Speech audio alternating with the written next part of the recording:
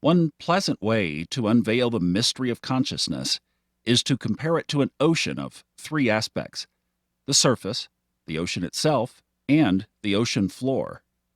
When you make changes only at the level of your conscious mind, the surface of the ocean, those won't last much.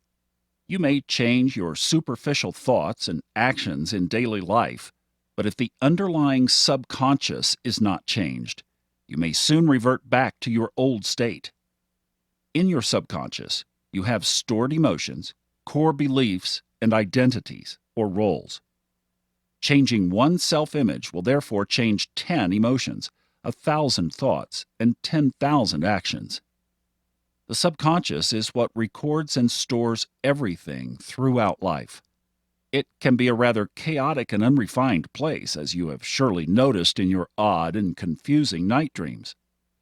The conscious surface mind only plays those recordings that the subconscious thinks are relevant to the current day-to-day experience. So if you're going to a job interview, the subconscious may promptly deliver memories of past job interviews that were not in your conscious awareness up until then. Even if those job interviews were a failure, it will think it to be helpful to push them onto your conscious mind. Or it may send quote-unquote help by reminding you of having been rejected on the playground at the age of 8.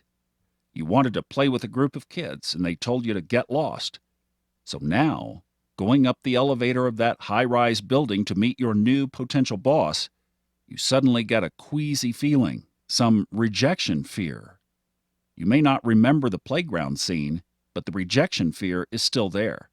The comical part of all of this is that the subconscious really thinks it's assisting you.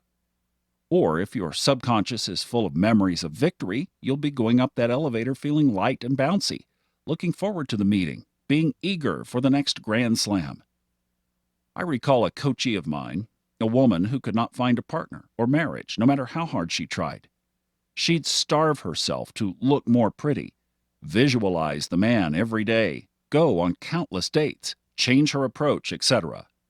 This was an email coaching that I did with her, and when she sent me a picture of her, I was rather surprised to see a very good-looking and even intelligent-looking woman. From the sad tale that she'd been telling me, I expected something less appealing. She was so good-looking, in fact, that I almost got in on the action myself. But I couldn't. I've bound myself professionally not to engage in affairs with students. Besides, it's no fun to use people who are desperately needy. I soon learned that in addition to striking looks, she was also financially well off, educated, articulate, humorous, and caring. Maybe men were just overwhelmed or terrified of the near perfection. No, it was more than that. As you will have already guessed, the whole answer was to be found in the subconscious. She could take conscious positive action and thought all day, and it was not going to change her subconscious. A basic email coaching takes a whole month, and I soon also learned the dark side. Even if it appears that some people are all bright side, everybody has a shadow, no exceptions. Unless you're enlightened, then you become shadowless. She had not received much care as a child because her parents were both working internationally and rarely home.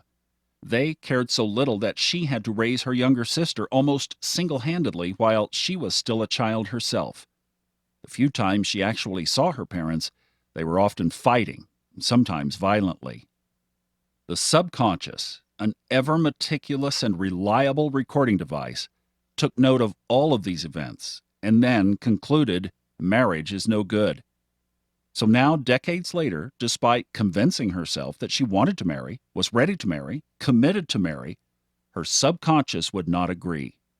Surface mind said yes, but the whole ocean below said no. So the key was to peer into her subconscious beliefs and release those.